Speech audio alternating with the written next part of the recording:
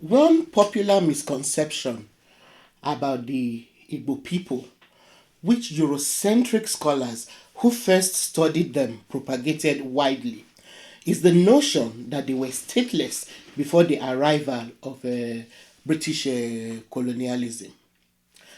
This notion was based on the European worldview, which equated the idea of centralized monarchical systems and the often violent pursuit of empire with statehood. They equated monarchical system and empire with statehood. Now, what these early scholars failed to appreciate about most Igbo groups was the egalitarian nature of a lot of Igbo societies. But before we look closely at Nri and Igbo Kingdom, which is quite unique and admirable, please remember that this channel cannot survive without your support. So please take a moment to support us by clicking on your subscription and notification buttons. Thank you. We'll come to the unique model of Nri's governance and expansion later. Now, like the case of most other African ethnic groups, the origin of the Igbo people, who are found predominantly in southeastern areas of Nigeria, is difficult to piece together because, again, it is steeped in oral tradition. Today, we will be looking at one of the most enduring cultures in Igbo land, the Nri. The home of the Igbo people, like I said, can be found in southeastern Nigeria.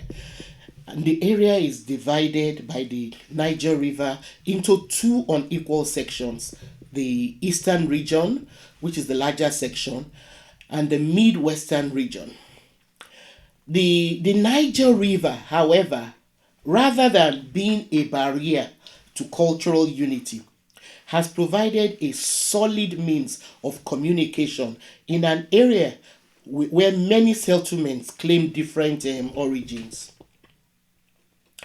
Now, the Igbos are surrounded on all sides by other ethnic groups like the Ijaw, the Ogoni, the Igala, the Tiv, the Yako, Edo, the Shekiri, Ibibio, and others. While some accounts insist that the Igbo are indigenous to where they are now, others suggest that they came from around the River Benue, while others suggest that the Igbo came from the land of Israel. The predecessor of the present ruler of Onisha, one of the principal cities in Igbo land, Obi Ofala Okagwe, is actually on record declaring a kinship between the Igbo and the biblical people of Israel, in the same way that some Yoruba traditional rulers claim that a relationship to the Middle East through Lamorodom. According to the late Obi Ofala Okagwe's account, the founder of Nri, whose name was Eri, who came from the Israelite tribe of Gad, traveled from Egypt, arrived at the confluence of the river Niger, Manu, and Anambra. This man named Eri then lived there as an alien among the people he met, and somehow managed to become their high priest and judge in much the same way as Samuel in the Bible ruled Israel. Now, while the jury is still out on the veracity of this connection between Igbo land and between the Igbo and Israel, one thing that scholars seem to agree on is the fact that Umri was one of the earliest settlements of Igbo speaking people. And according to Afiigbo, the Umri developed an egalitarian and highly centralized society headed by a priestly king known as Ezenri. The Umri also had highly developed agricultural practices, which some scholars believe was more advanced than those of their contemporaries. Some accounts credit the people of Umri for discovering the secret of yam cultivation. The ability of the Umri to cultivate this highly valued food product gave them advantage over their neighbors who needed to learn their secret to cultivate yam. This scientific breakthrough boosted the profile of the kingdom, and its reputation as a commercial center spread easily far and wide.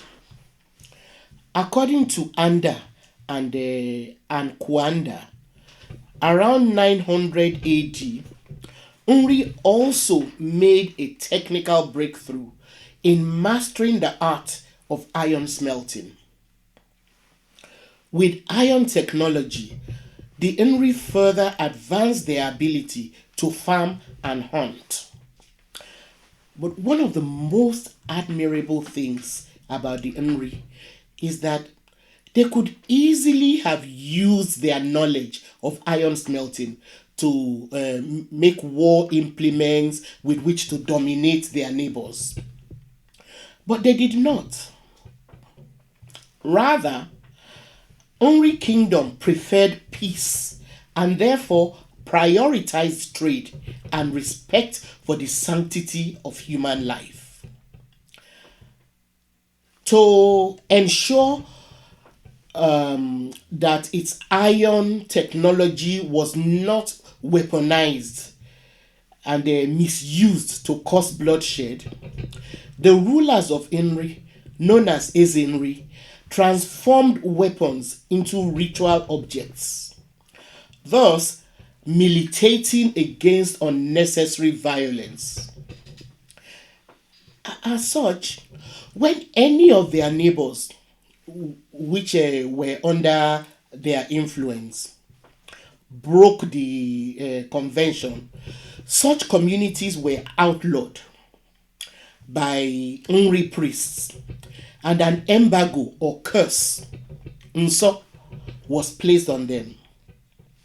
The curse or nso was not lifted until a cleansing rite was performed. It was really admirable.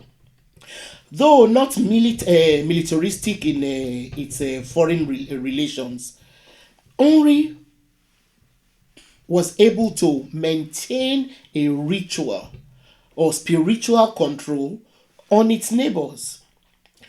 And according to Walter Rodney, that formidable Caribbean scholar of African affairs, who studied the Inri, it was widely believed that the streets of Umri were the roads of gods through which all who died in other parts of Igbo land, which were under Umri's influence, ascended to the spirit world. So this simple mythical reputation and the ritual importance of the kingdom enabled the Ezenri to send delegates to other settlements. His delegates would then request those settlements to pledge their allegiance to Umri. It was a really peaceful way of expanding their control. So apart from this, and unlike any other groups, Umri diviners, priests, and blacksmiths enjoyed immunity to travel due to the value of their services to the communities that they traveled to. Another another factor that is believed to have strengthened the influence of Nri was the prestigious title of Ozo that was conferred mainly by the kingdom, the Nri kingdom, to other parts of Igbo land. Holders of this title were well distributed across Igbo land, thus creating a link between other communities and the Nri. Again, according to Afikbo, with this high level of influence, Nri traders and blacksmiths were able to travel far and wide, thus bringing to Nri items from far away places. Some of these imported items have been unearthed in the burial chambers in archaeological excavations at Igbo Ukwu, which Anda and Akwanda situate as part of Nri civilization. Excavations carried out so far in the Igbo Ukwu area reveal that the people had a flourishing metal working art. Three sites excavated so far reveal hundreds of ritual vessels and regalia, as well as castings of bronze heads or leaded bronze that are among the most inventive and technically accomplished bronzes ever made. The people of Igbo Ukwu were the earliest smithers of copper and its alloys in West Africa. They worked the metal through hammering, bending, twisting, and incising. They are believed to have been among the earliest groups of West Africans to use the highly advanced lost waxed casting techniques in the production of bronze sculptures. Anda and Kwanda also has said that in addition to the bronze objects, elephant tusks, staff heads, human and animal figurines, ritual ornaments, feathered hand fans, bells, whole and fragmented pottery, glassworks, clay, as well as copper artifacts were discovered in one of the Igbo Ukwu burial chambers. Now, what this discovery affirms is the fact that the Nri were highly cultured and well traveled people who may have had wide trade networks as far as that spread as far as the Nile Valley, the East African Swahili coastal areas, and the Trans-Saharan trade network. The fact that the items found in the Igbo excavations were wrapped in cloth and housed in a burial chamber also imply that the people who were buried there were important personalities and possibly ancient Ezenri. The Ori began to diminish in prominence with the imperial incursions of the Igala and Benin, which began to reduce its spheres of influence.